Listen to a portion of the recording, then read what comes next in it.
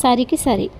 పరంతమయ్య ఆకస్మికంగా మరణించడంతో అతని భార్య 10 ఏళ్ల కొడుకు గోపాలుడు అనాథలైపోయారు. వారికి వెనక ముందు ఎవరూ లేరు. వారికి ఉన్నదల్లా ఒక ఇల్లు, 1 ఎకరం పొలమును. పరందామయ్య పొలం ధనుంజయుడనే భూస్వామి పొలాన్ని చేరి ఉంటుంది.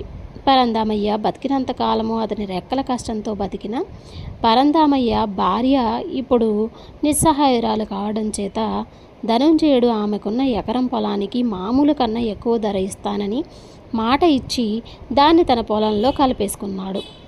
నీ పొలం తాలూకు డబ్బు నా వద్దనే ఉండనియ్యి.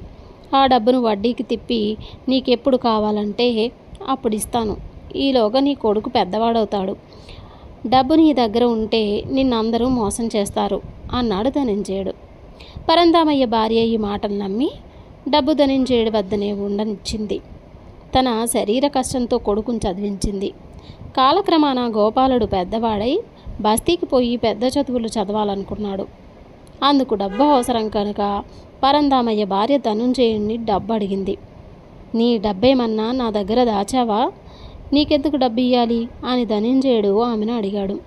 పరందామయ్య భార్య నిర్ఘంతపోయింది. ఎవరో ఆమెకు చేస్తారన్న అన్యాయం ధనుంజయుడే చేశాడు. ఆమెకు మతిపోయినట్లు అనిపించింది. ఆమె ధనుంజయుడిని ఎన్నో రకాలుగా బతిమాలి అడిగింది. ఈ విషయం తెలిసి గోపాలుడు కోపంతో చిందులు తొక్కాడు. అసలు వీడిని నమ్మి డబ్బు దాచుకోవటం మనదే పొరపాటమ్మా. వీడికి సరి అయిన గుణపాఠం నేర్పాలి అన్నాడు తల్లితో. గోపాలుడికి అనంతుడనే స్నేహితుడున్నాడు. అనంతుడి తండ్రి స్వర్ణకారుడు. అతనికి ఎంతో మంచి పేరుంది. గోపాలుడు జరిగిందంతా అనంతుడి తండ్రికి చెప్పి అతని వద్ద కొన్ని పాత బంగారు నగలు తీసుకున్నాడు.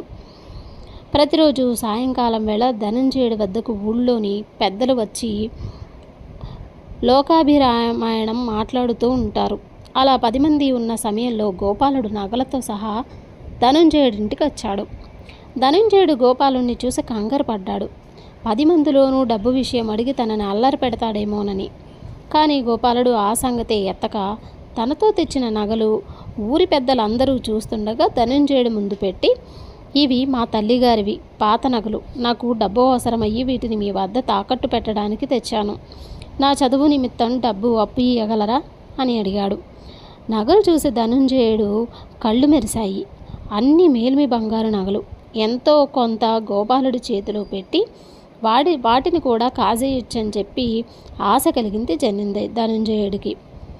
అలాగా పాపం, చదువు కోసం అంటున్నావు గనక ఎంత కావాలో పట్టుకుపో అన్నాడు ధనుంజయుడు.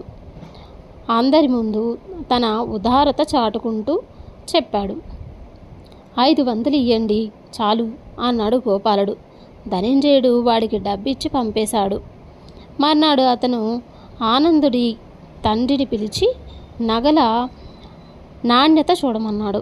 స్వర్ణకారుడు నగలను పట్టి చూస్తూ, ఇవి మన జమీందారు గారి నగల్లా ఉన్నాయే, ఇంకా సందేహం దేనికి? అవే. చాలా రోజుల క్రితం నేనే తయారు చేసి ఇచ్చాను. 4 రోజుల క్రితం వారింట నగలు పోయాయన్నారు. ఇవేనేమో కొంపతీసి అన్నాడు. ధనుంజయుడికి పై ప్రాణాలు పైనే పోయాయి. దొంగ సొమ్ము మీ ఇంటి వద్ద పెద్దల దగ్గర ఉండరాదు. దీన్ని మీకు ఎవరిచ్చారో వారికి తిరిగి ఇచ్చి చేతులు కడిగేసుకోండి, లేకుంటే చిక్కున పడతారు అన్నాడు అనంతుడి తండ్రి. అతను వెళ్ళిపోయాక ధనుంజయుడు గోపాలుడికి కబురు పెట్టి, నాకు అవసరంగా డబ్బు కావాల్సి వచ్చింది. నీ నగలు నువ్వు తీసుకొని నా డబ్బు నాకు ఇచ్చేయి, వడ్డీ ఏమీ వద్దులే అన్నాడు. గోపాలుడు నగలు తీసుకొని, అరే డబ్బు ఖర్చులకు వాడేశానే, 4 రోజులు ఆగండి ఇచ్చేస్తాను అన్నాడు. ముందు నగలు వదిలితేనే చాలనుకుని ధనుంజయుడు గోపాలుడి మాటలకు సమ్మతించాడు. వారం రోజులు గడిచాయి. ధనుంజయుడు 10 మంది పెద్దల మధ్య ఉండగా గోపాలుడు వచ్చి, మీ డబ్బు తెచ్చాను, నా నగలు నాకు ఇప్పించండి అన్నాడు. ధనుంజయుడు క్షణం పాటు నిర్ఘంతపోయి, నీ నగలు అప్పుడే ఇచ్చేశానుగా, ఎరగనట్టు అడుగుతావేం అన్నాడు. గోపాలుడు ఆశ్చర్యం నటిస్తూ, ఆ నగలు నేనెప్పుడు తీసుకున్నాను? మీ వద్ద డబ్బు తీసుకున్న మర్నాడు నేను బస్తీకి వెళ్ళి ఇవాళే వస్తున్నాను. నేను ఊళ్ళో కూడా లేనే. 5,000 ఖరీదు చేసే నగలు కాజేస్తారా అన్నాడు. ఇంతకన్నా ఘోరమైన అన్యాయం ఉంటుందా అన్నాడు పెద్దలతో. ఆ పెద్దలే గోపాలుడికి సాక్ష్యం. తాను గోపాలుడికి డబ్బులు ఇచ్చినందుకు ఆ పెద్దలు సాక్ష్యం ఉన్నారు కనుక తన డబ్బు ఎక్కడికి పోదనుకున్నాడు. కానీ ధనుంజయుడు వాళ్ళ సాక్ష్యం తనకు ఎదురవుతుందనుకోలేదు. పెద్దలందరి ముఖాలు ధనుంజయుడికేసి తీవ్రంగా చూడసాగాయి. ఏమన్నా పెద్ద మనిషివయ్యా, ఆ కుర్రాడు నీ వద్ద నగలు తాకట్టు పెట్టడం మేము కళ్ళారా చూశాం కదా. వాడు బాకీ తీర్చకముందే నగలు తిరిగి ఇచ్చానంటున్నావు. ఎవరన్నా నమ్మే మాటేనా అన్నాడు ఒక పెద్ద. ధనుంజయుడు ఇంకా ఉండబట్టలేక, అవి దొంగ నగలు, జమీందారు గారివి. ఈ కుర్రాడు ఎలాగో వాటిని కాజేసి నా దగ్గర తాకట్టు పెట్టాడు. ఆ విషయం తెలియగానే నేను వాటిని వాడికి తిరిగి ఇచ్చేశాను అన్నాడు. అందరూ గోపాలుడికేసి అనుమానంగా చూశారు. అదే సమయంలో అనంతుడి తండ్రి వచ్చి, బాబు, నగల మజూరీ ఇప్పిస్తారా అని ధనుంజయుడిని అడిగాడు. ధనుంజయుడు మండిపడి, ఏ నగల మజూరీ అని అరిచాడు. అలా కోప్పడతారేం బాబు, తమ పాత నగలు కరిగించి కొత్తవి చేసి ఇచ్చాను కదా, వాటి మజూరీ అన్నాడు అనంతుడి తండ్రి. ఈ మాటలకు ధనుంజయుడికి పిచ్చెక్కిపోయింది.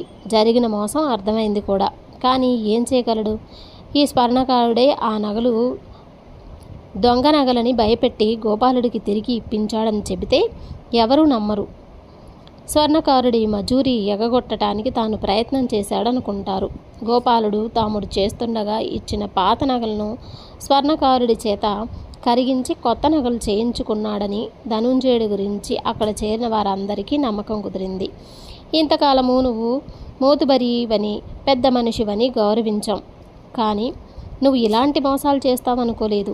ఆ కుర్రాడి నగలు తిరిగి ఇచ్చేయి. వాటిని కరిగించి కొత్త నగలు చేసిన మనిషి ఇక్కడే ఉన్నాడు కనుక తాను చేసిన నగలేవో చెబుతాడు అన్నాడు పెద్దలు. ధనుంజయుడికి తల కొట్టేసినట్టయింది. తన డబ్బు కక్కుర్తి ఇంతటి తలవంపులకు దారి తీస్తుందని ఊహించలేదు. ఇప్పుడు నగలు ఎక్కడి నుంచి తెచ్చేది? గోపాలుడికి ధనుంజయుడి పరిస్థితి చూసి జాలి కలిగింది. అతను అక్కడి పెద్దలతో, పోనీయండి, ఆయన మనసుపడి చేయించుకున్న నగలు నాకు వద్దు, ఆ బంగారం ధర ఇయ్యమనండి. నగలు చేసిన స్వర్ణకారుడు ఇక్కడే ఉన్నాడు కదా, బంగారం ధర ఆయనే చెబుతాడు అన్నాడు. ధనుంజయుడు గోపాలుడికి రొక్కం 5,000 ఇచ్చి రుణ విముక్తుడని అనిపించుకున్నాడు. కథ సమాప్తం.